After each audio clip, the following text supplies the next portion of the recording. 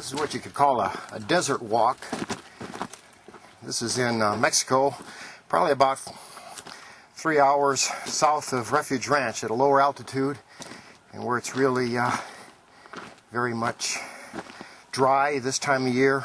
This is really a desert scene that I'm walking in. It's getting very warm out here, and just taking this in, realizing that this is the parched earth. And the reason it's the way it is because there's very little moisture out here. I don't know if you can see that donkey there. My buddy here, taking advantage of this drought too. Just makes you realize how much we depend on water.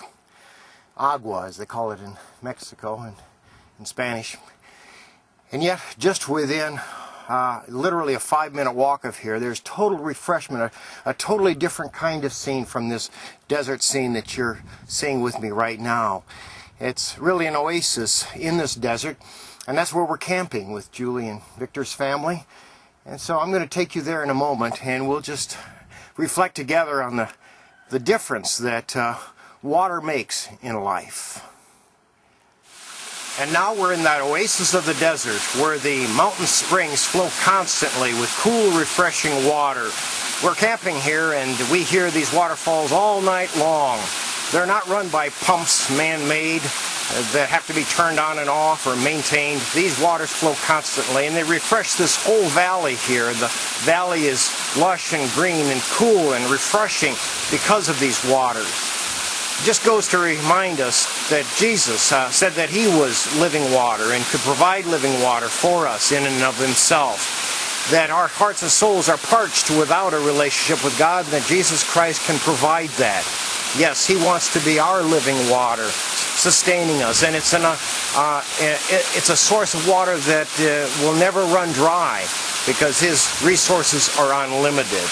And so He is living water that's always there, always flowing. We just have to reach out to Him and partake of and drink of the depths of a relationship with Him.